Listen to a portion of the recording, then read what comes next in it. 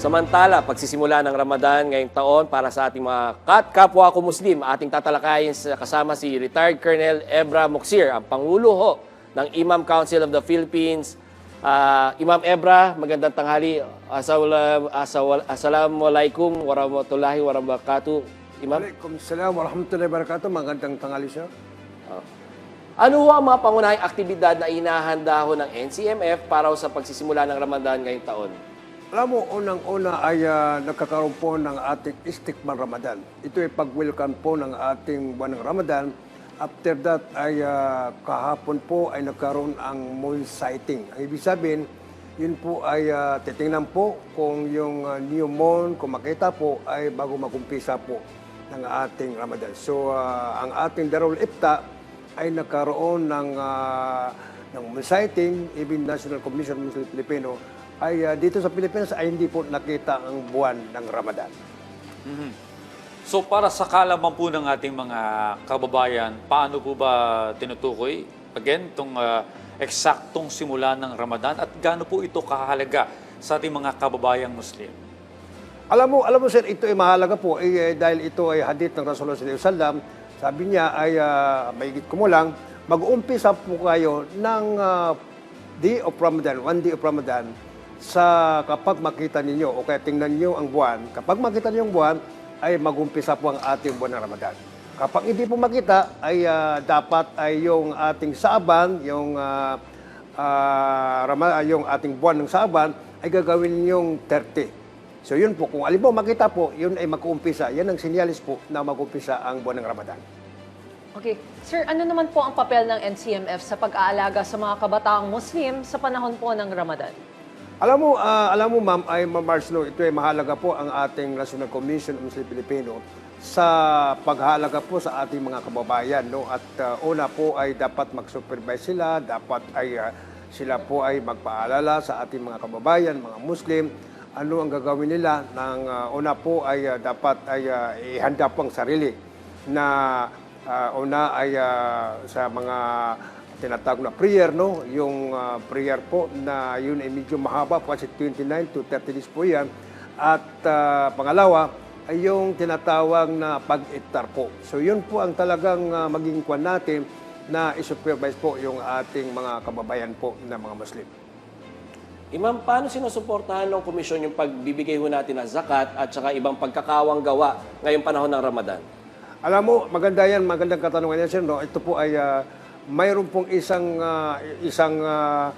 bureau po, ang Peace and Conflict po at plano po na magkaroon po ng tinatawag na piso mo ay paraiso mo. Ito po ay talagang yung information drive at dapat educate po ang ating mga kababayan na dapat ay magbigay po ng zakat. Kasi ang zakat, ito ay isang obligasyon.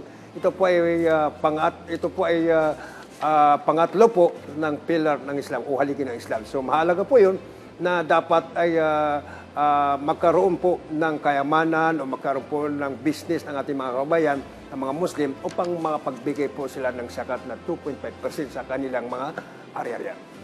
Okay, Colonel Ebra, ano po ba yung mga hamon na kinakaharap ngayon ng NCMF para siguruhin na magiging maayos po at solemn yung paggunita ng Ramadan? Alam mo sir, no, ito po ang mga hamon o challenges po na nakuha natin. Kahapon po ay nagkaroon po ng tinatawag na moon sighting. Ang Darul Ifta ay nagkaroon ng moon sighting at yung iba ding mga organization ay nagkaroon din ng moon sighting.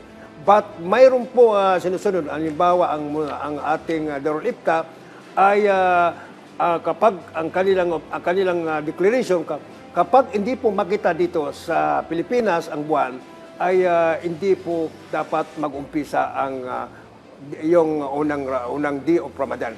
Pero yung mga kababayan po natin, iba pang mga grupo, ay lalo na ang province of Lanao del Sur, yung city of Marawi, ay nag-declare po ang ating local government at mayroon sa mga mufti din na at ang sinunod po nila ay yung ating Saudi. Nakita po nila ang yung buwan po. So nag-umpisa na. So yun po ang magiging kuha natin, yun ang mga challenges po, no? Kasi iba't ibang alimbawa, iba't ibang mga pananaw, at iba't ibang yung ating mga ulama po natin, religious leader, Muslim, ay iba't ibang kanilang pinag-aaralan. at pinag-alimbawa sa yung kanilang pinagmulan ng mga Islamic University. Alright, Colonel, paano po ba nakikilahok ang iba't ibang rehiyon sa buong bansa sa paggunita po ng Ramadan? Alam mo, ito ay proper coordination po yan, no? At ito ay, alam nyo, karamihan po ng ating mga kapatid na mga Muslim, no? Alam ni Syria, ay majority po ay dyan po sa Bangsamoro Autonomous Region Muslim Mindanao. Yan po sa Maguindanao del Sur, Maguindanao del Norte, Lanao del Sur, at ika nga ang Basilan, ang Tawi-Tawi, including Sulu and Lanao del Norte. At majority din dito sa ating mga Luzon Visayas, ay maraming mga Muslim po at talagang maging kuwan po natin dito is yung mayroong coordination po at dapat ay obligation yun ang dahilan na mayroon tayong istikma Ramadan. Pag-welcome po kasi dapat information na rin po. Imam, para mas maunawaan ang ating mga kababayan, paano makakatulong ang Ramadan sa pagpapalakas ng pagkakaisa at pag-uunawa sa pagitan ng bawat Pilipino at hindi na sa ating mga Muslim? Alam mo sir, no? Ay ang Ramadan po ay yan na isa sa kanyang layunin. Yan ang isa sa mga objective, no?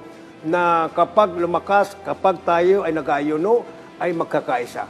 At nandoon ang tinatawag ng pagmamahalan, nandun ang pagbibigayan, no? Isa sa mga magiging kwan dito, objective nito, ay yung, halimbawa, yung mga nagpapasting, nag-ayuno, ay yung napipil po, yung mga maralita, marginalized, ay magpipil niya.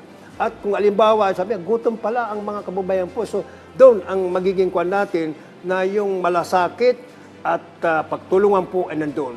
At kung ikaw ay mayaman naman, nagsisir ka din sa mga blessing na binigay sa ng ating Panginoong Allah Subhanahu. Yun po, talagang nagkakaisa po ang ating mga kababayan dito lang sa ating pag-obserba ng buwan ng Ramadan, all the month of Ramadan.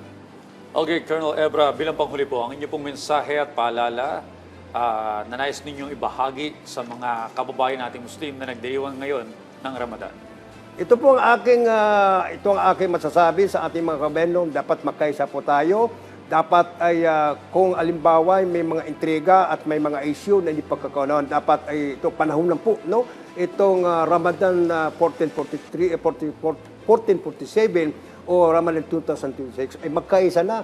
At kung may mga alimbawa ay yung malasakit at ating pagmamahal, ay dapat ay yung lesson po ng Ramadan po itong 2026 ay magkaisa po tayo. Kasi ito lang panahon natin na ang bawat Muslim ay magkakapatid at magkakapatiran. So yun po ang aking panawagan sa ating mga kababayan, magkaisa po tayo. Ano ang kulay po natin, anong tribo natin, at ang nation natin, basta Muslim tayo.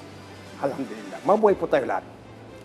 Maraming salamat po sa inyong oras. Retired Colonel Ebra Moxier, ang Pangulo ng Imam Council of the Philippines.